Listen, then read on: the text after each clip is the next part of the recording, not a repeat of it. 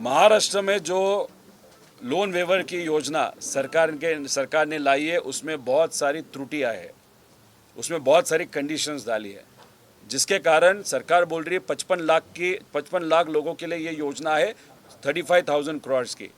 लेकिन हमारा कहना है कि 70% किसान इस योजना से वंचित रहने वाला है, क्योंकि उसमें कंडीशंस ऐसे डाली है। इसलिए हमारा कहना है कि आप वो कंडीशन निकाल दो।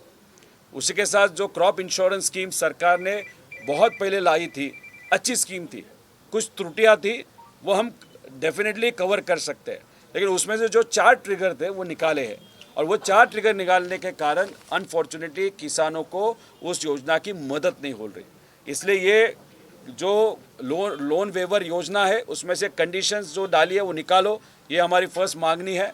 उसी के साथ जो हमारी इंश्योरेंस स्कीम है किसानों की, उसमें जो त्रुटियां है वो आप कवर करो, ऐसे हमारी दूसरी मांगनी। इसलिए ये मांगनी हमने की थी पवित्र भूमि पंढरपुर से, बट वहाँ पे हमको जो शब्द दिया था वो वहाँ पे शब्द निभाया नहीं गया। अभी इसीलिए 29 तारीख मंडे को जब हमारा अधिवेशन मुंबई में चालू होगा, तब हम छत्रपति संभाजी नगर के जो कैम्ब्रिज चौक है वहाँ पे हम बहुत बड़ा आंदोलन किसानों के साथ करने वाले, और वहाँ से हम ऐलान करेंगे सरकार को, हमारे किसानों की मांगने जो है आप पूरी करो, नहीं तो हम यहाँ से नहीं हटेंगे, या अगर आप हमारे ऊपर प्रेशर डालोगे तो हम जेल भरो आंदोलन वहाँ से कर सकते हैं। हमारा पक्ष है, कांग्रेस पक्ष है, उद्धव ठाकरे साहब के सब कार्यकर्ता पदाधिकारी है, शेतकरी संगठना है, बहुत सारे कम्युनिस्ट संगठना वहाँ पे आ रही है। उसी के साथ अगर आप देखो तो जो सोशल सपोर्टर्स है, कोई विद्यार्थी संगठना आ रही है, कोई पुरोगामी प्रोग्रेसिव विचार की संगठना वहाँ पे आ रही, वकील संगठना, ऐसे बहुत सारे संगठना यहाँ पे बड़े तादाद पे आएंगे, ऐसे हम सबको लगता है। 36,585 करोड़ रुपए की कृषि कर्ज माफी योजना की घोषणा की, क्या बोलेंगे सर? सिर्फ पेपर पे की है, भाषण के लिए की है। आपने अगर उनका जीआर पढ़ा, उसमें जो कंडीशन है वो पढ़े, तो उसमें से ऐसा अंदाज आ रहा है 36,000 करोड़ की ये योजना पेपर पे दिख रही है, लेकिन असलियत में 11,000 से 12,000 के आगे पैसा लोगों को नहीं मिलने वाला। उसी के साथ अनफॉर्चुनेट चीज़ देखो, कैबिनेट मीटिंग जो होता है उसमें एक पेपर सर्कुलेट किया था, और वो पेपर पे ऐसे स्पेसिफिकली लिखा गया था कि अगर जो जीआर में हमने कंडीशंस डाले हैं वो कंडीशंस अगर एक्सेप्ट करती है ये कैबिनेट, तो डेफिनेटली 36,000 करोड़ हमको नहीं लगने वाला, उससे बहुत कम पैसा लगेगा। तो अगर ये कैबिनेट मीटिंग में ये नोट सर्कुलेट की गई थी जीआर निकालने के पहले, क्योंकि जीआर जनरली जीआर में जो मुद्दे आले वो डिस्कस होते बाद में जीआर निकालता है, तो उससे पता चलता है जानबूझ के ये कंडीशंस डाली है ताकि किसानों को मदद नहीं मिले, सिर्फ पेपर पे ये मदद रहे। ये एक अनफॉर्चुनेट कोशिश सरकार के माध्यम से की है। लोगों को अभी ये पता चला है, जब लोगों को पता चला है तो जंगल में फूल खिलेगा और लोग डेफिनेटली रास्ते पे उतरेंगे, ऐसे हम सबको लगता है। सरकार अपनी ओर से कई योजनाएं सक्सेसफुल होने का दावा कर रही है, आप क्या कहेंगे? कौन सी योजना सक्सेसफुल है आप बताओ? मतलब कोई भी अगर योजना, आज देखो लाड़की बहन योजना इन्होंने शुरू की थी, 2.5 करोड़ महिलाओं को ये महीने के 1,500 रुपये देते थे। इलेक्शन के पहले 3-3 महीने के एडवांस में पैसे महिलाओं को दिए गए ताकि उनको मतदान मिले, लेकिन जैसे ही इलेक्शन खत्म हो गया तब वहाँ पे जो 2.5 करोड़ महिला थी उसमें से 1 करोड़ महिला का नाम कटा दिया था। जो इंश्योरेंस स्कीम थी किसानों के लिए वो उन्होंने बंद कर दी, उसमें से 4 ट्रिगर निकाल दिए।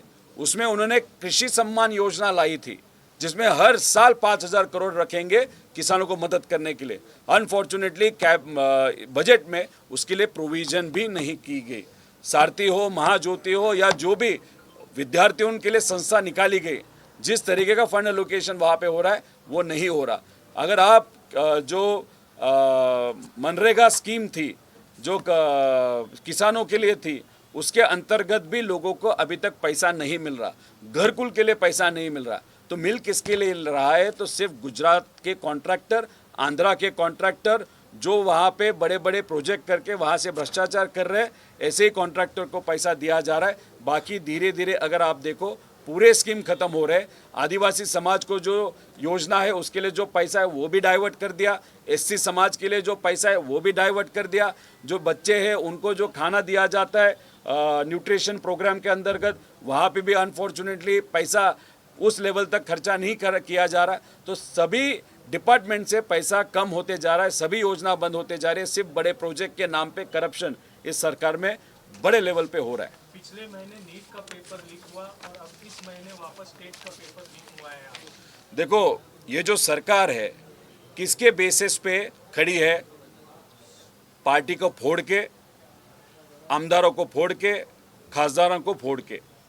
तो इनको थोड़ा फोड़ा फोड़ी करना बहुत अच्छा लगता है, ऐसे मुझे लगता है। अभी जिस तरीके से आप पेपर कब लिया जाएगा उसकी डेट डिक्लेयर करते हो, रिजल्ट कब आएगा उसकी डेट डिक्लेयर करते हो, तभी इस सरकार को हम मांग करते हैं पेपर कब फूटेगा ये भी डेट डिक्लेयर करना, ताकि ये जो बच्चे हैं जो स्ट्रेस लेते हैं वो थोड़ा बोलेंगे 2 दिन के बाद पेपर फूटने वाला है, पढ़ाई करने की कुछ ज़रूरत नहीं है। ये आज की परिस्थिति है। इतना हाई लेवल पे करप्शन सब जगह है।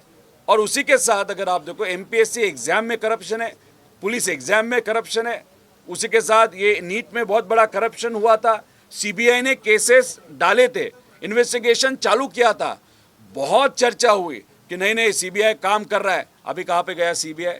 सो गया। तो अभी ये जो टीईटी है उसमें 6.5 लाख विद्यार्थी जो एग्जाम के लिए बैठते हैं उनका पेपर जो फूटा है वो भी महाराष्ट्र से अनफॉर्चुनेटली फूटा है। इसलिए हायर टेक्निकल एजुकेशन के जो मंत्री है, जो मेरे हिसाब से उनके अंतर्गत ये सब्जेक्ट आता है, तो उनको उस पद पे रहने का कोई अधिकार नहीं, ऐसे सब विद्यार्थी और सब लोगों का कहना है। शिरसाटांनी माझ्या वजनावर पण माझ्या वजनाची प्रशंसा केली होती।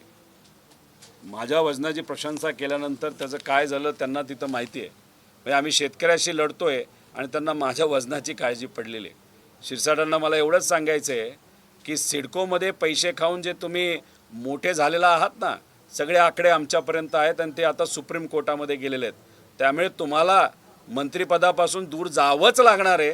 पुढच्या रिशफलमध्ये ते तर होणारच आहे, पण परत तुम्ही आमदार होणार नाही याची दक्षता 100% आम्ही घेऊ। कारण का गरिबाची घरं आणि जे भूमिपुत्र आहेत नवी मुंबईचे त्यांची जागा हडपवण्याचा प्रयत्न तुम्ही तिथं केला होता, त्यातून पैसा तुम्ही खाल्लाय, त्यातून मलिदा घेतलेला आहे आणि त्यातून तुम्ही हॉटेल विकत घेता हे लोकांना माहिती आहे। तिथून तुम्ही नाशिकमध्ये त्र्यंबकेश्वरच्या जवळ जमीन घेतली ही लोकांना माहिती आहे। त्यामुळे तुमची तरक्की फार मोठी झाली हे लोकांनी बघितली। आमचं मत आहे तुमच्या मतदारसंघामध्ये असणाऱ्या गरिबाची तरक्की व्हावी, या महाराष्ट्रामध्ये असणाऱ्या सामान्य व्यक्तीची तरक्की होईल, पण तुमची आणि तुमच्या परिवाराची तरक्की होत असेल तर हे योग्य नाही। त्यामुळे तुम्ही आमच्याबद्दल काय बोलायचं बोला, पण आम्ही पुराव्यासकट जेव्हा बोलतो तेव्हा तुमची अडचण कशी होते आणि तुम्ही बोलणं कसं बंद करून घरी जाऊन कसं बसता हे लोकांनी त्या ठिकाणी बघितलेलं आहे। उन्होंने ये भी कहा है कि जल्दी आपकी पार्टी के कुछ विधायक उनकी पार्टी में जाने होंगे। ऐसा किसने कहा? संजय सिरसाट। संजय सिरसाट को पहले बोलने का अधिकार दिया गया था उनके पार्टी से। अभी उनको बोला गया कि चुपचाप मुंह मत खोलो, शांत बैठो। अचानक कैसे बोलने लग गए वो मुझे नहीं मालूम, लेकिन जो भी है बहुत कम महीनों के लिए वो मंत्री रहने वाले, इतना मुझे मालूम है। और उनके मतदार संघ के जो लोग हैं वो उनको वापस चुन के नहीं देंगे, वो भी हमको मालूम है। इसलिए उनको कहना है आपको कोई अधिकार नहीं है आपके पार्टी में, इसलिए सिर्फ बात करने के लिए बात कृपा करके मत करना।